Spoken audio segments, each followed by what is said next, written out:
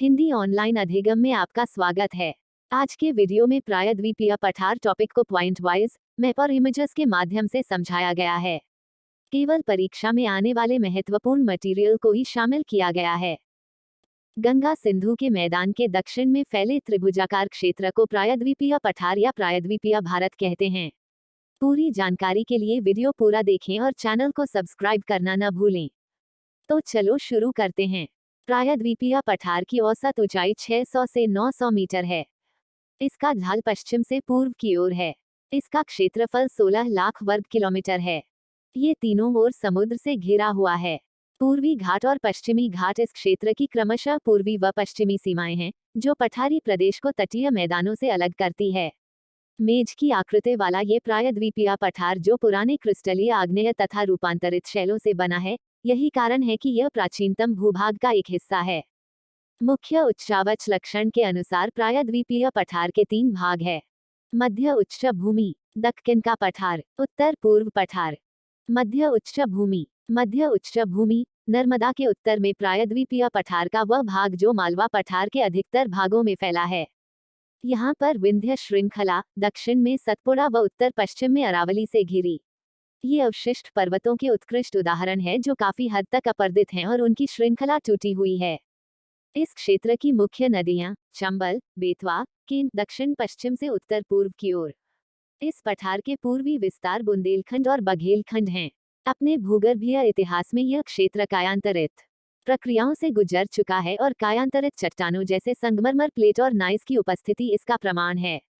बनास चंबल की एकमात्र मुख्य सहायक नदी, जो पश्चिम में अरावली से निकलती है। मध्य उच्च भूमि का पूर्वी विस्तार राजमहल की पहाड़ियों तक है।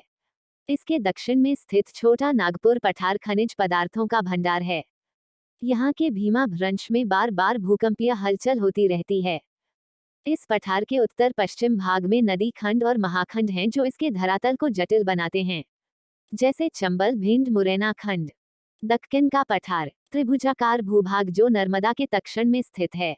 उत्तर में स्थित चौड़े आधार पर सतपुड़ा की श्रृंखला है, जबकि महादेव कैमूर की पहाड़ी और मैकल श्रृंखला इसके पूर्वी विस्तार हैं। प्रायद्वीपीय पठार के दक्षिणी भाग को 3 भागों में विभाजित किया जाता है। दक्कन ट्रैप, पूर्वी घाट और पश्चिमी घाट। दक्कन ट्रैप। दक्कन ट्रैप नाभिक माना जाता है। भारत की सबसे प्राचीन चट्टानें यहाँ मिलती है।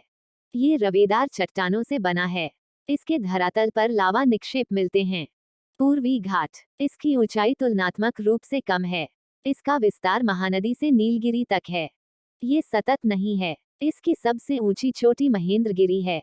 यह महानदी गोदावरी, कृष्णा, कावेरी द्वारा अपरदित है। पश्चिमी घाट। ये सतत नहीं है और दर्रों के द्वारा ही पार किया जा सकता है। मुख्य दर्रे हैं थाल घाट, भोर घाट, पालघाट। यहाँ पर्वतीय वर्षा होती है, अर्थात वर्षा घाट के पश्चिमी ढाल पर आर्द्र हवा के टकराकर ऊपर उठने के कारण होती है। पश्चिमी घाट के स्थानीय रूप से अनेक नाम हैं। महाराष्ट्र में सह्याद्री, कर्नाटक और तमिलनाडु में नीलगिरी, केरल में अन्नामलाई और करडामम। ज्यादातर प्रायद्वीपीय नदियों की उत्पत्ति पश्चिमी घाट से हुई है। इसकी औसत ऊंचाई 15 मीटर है। प्रायद्वीपीय पठार की सबसे ऊंची चोटी अनाईमुडी है, जो पश्चिमी घाट की अन्नामलाई पहाड़ियों पर स्थित है। यहाँ की मिट्टी काली है, जिसे दक्कन ट्रैप कहते हैं। इसकी उत्पत्ति आग्नेय शैल से हुई है। पूर्वी और पश्चिमी घाट नीलगिरी पहाड़ियों में आपस में मिलते हैं। उत्तर पूर्व पठार वास्तव में ये प्रायद्वीपीय पठार का ही एक विस्तारित भाग है। यहाँ पर रहने वाली जनजातियों के नाम के आधार पर मेघालय के पठार को 3 भागों में बांटा गया है।